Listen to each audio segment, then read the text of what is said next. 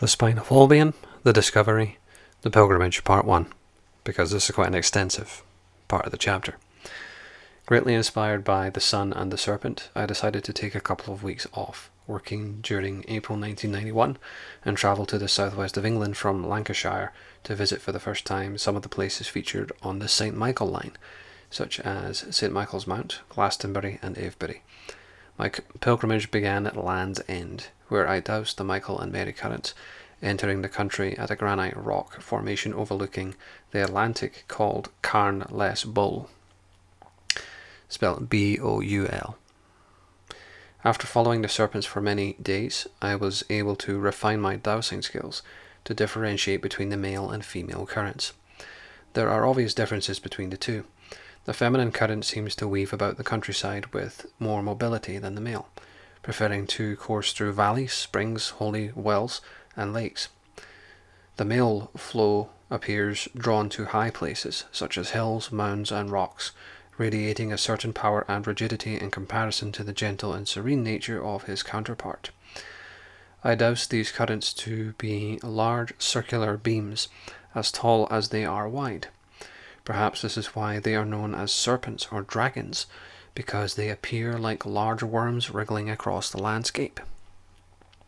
During my stay in Cornwall, I visited several sites that feature on another dragon line through Cornwall, later researched by Miller and Broadhurst, called the Apollo / St. Michael axis.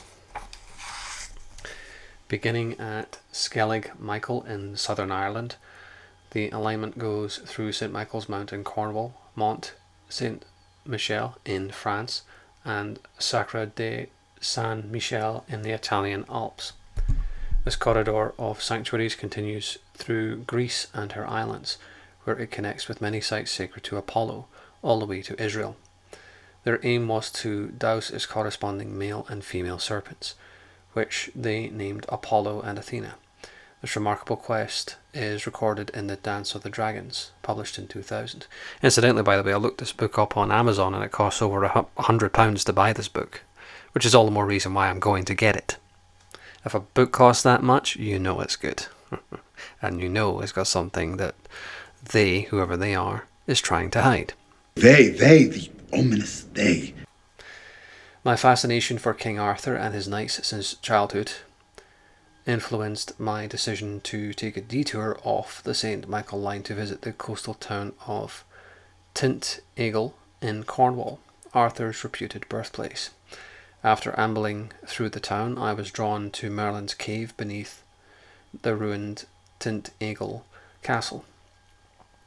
As I sat on the damp rocks inside the cave's shadowy interior with the waves thundering around me, something stirred deep within, heightening my senses and leaving me with the anticipation of something significant to come. I later discovered that many people have received inspiration after visiting the cave, possibly due to the friction of energy created by the force of the sea, charging up the numerous quartz seams that run through the rock, or perhaps the invisible force of the dragon, whose lair, according to folklore, is found within caves all over the world. Under certain conditions, an energetic environment of this kind can induce one to higher states of consciousness, which may explain the reverence attached to so many caves around Britain by our ancient ancestors. Perhaps this is due to the presence of orgone energy, which according to Reich is naturally drawn to caves. The shamans and hermits of old regarded these deep caverns as places of initiation, and I had a strong sense that my pilgrimage along St. Michael line was part of a personal initiation. There's something not right.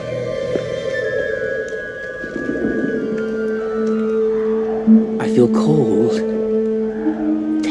That place is strong, but the dark side of the force, a domain of evil it is. And you must go.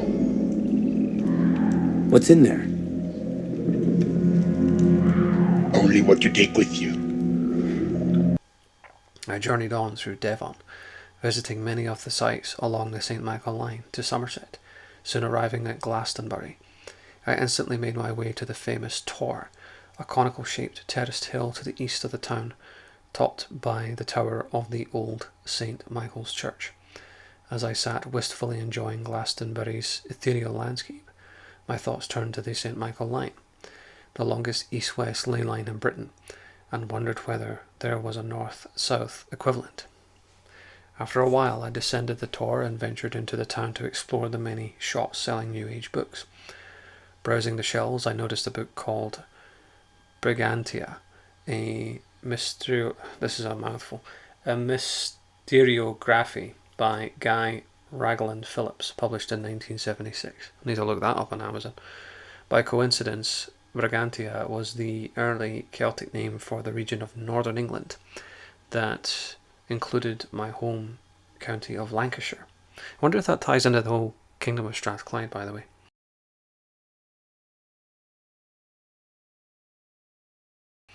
To my amazement, the book fell open at the page illustrating an outline plan of Britain with the north-south alignment, all the way from the Isle of Wight to the top of Scotland, called the Belenus Line.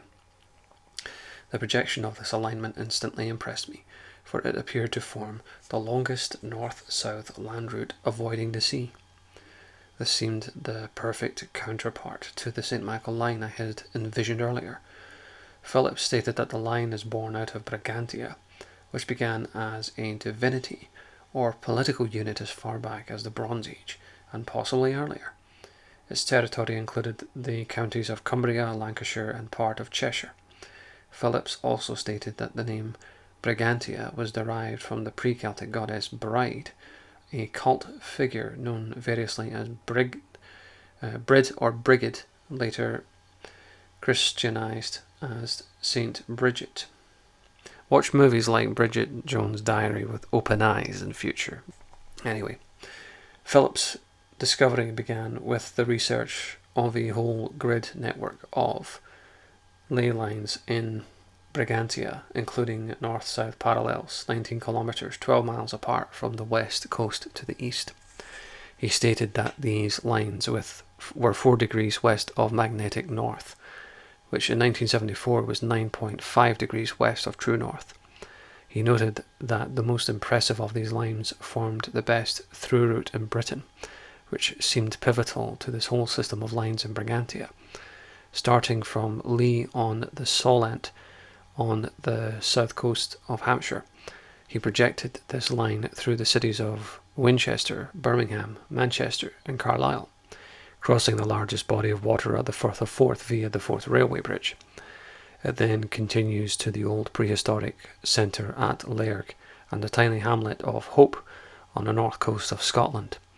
Interestingly, the Saxon monk Nennius mentions in his Historia Brittonum, written in around AD 828, that Winchester, Manchester, and Carlisle were principal cities of the early British and Romans and important political centre.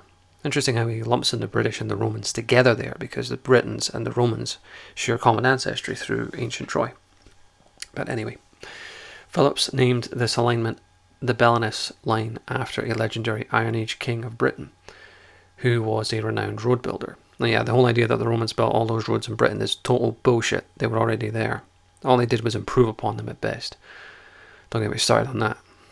According to the History of the Kings of Britain, written by the 12th century historian and monk Geoffrey of Monmouth, another book I'll need to read, by the way, King Belenus ruled the kingdoms of Cornwall, Cambria, meaning Wales, and Logria, England, from 380 to 363 BC.